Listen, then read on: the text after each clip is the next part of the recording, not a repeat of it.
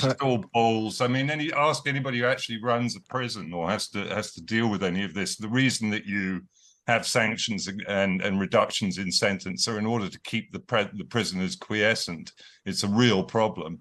And that's what prisons are for. They're to keep bad people locked up. The other argument that's been made is you could play the statements into a cell, and it's just that they don't have a choice to press stop. It's just being played, so they're forced to listen to it. Or do you think we're using this as a proxy for our anger and distress at the case more generally? Yes. I mean, of course. What's the point in telling a sociopath they've done something wrong?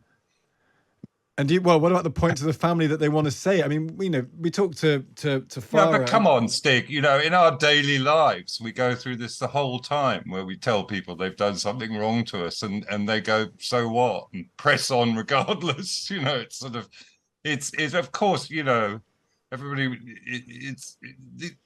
Violent crimes, the power of the state exists to detain the individual. Remorse is not something that can be commanded. I came across something in Voltaire's philosophic dictionary yesterday about this, actually.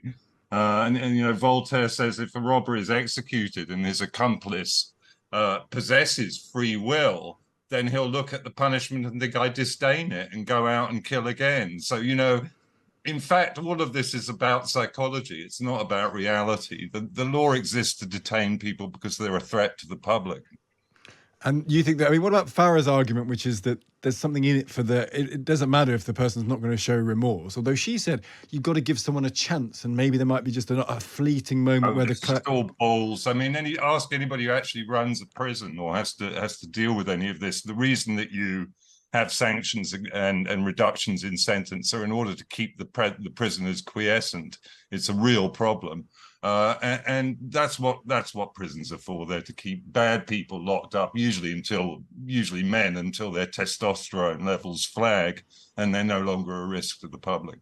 And she presumably will be in prison for the rest of her life. She's only 33 now. Absolutely, yeah, and that's probably, I'm afraid, as it should be. There's not much of a possibility of rehabilitation. All of this exists in a moral calculus, because turn it around the other way.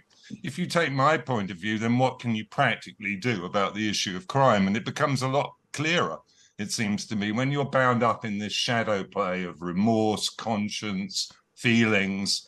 You're not really getting to the nub of it. That's really interesting on this. And we'll find out whether she actually does attend or not. The very, very strong likelihood is that she will not do later on this afternoon.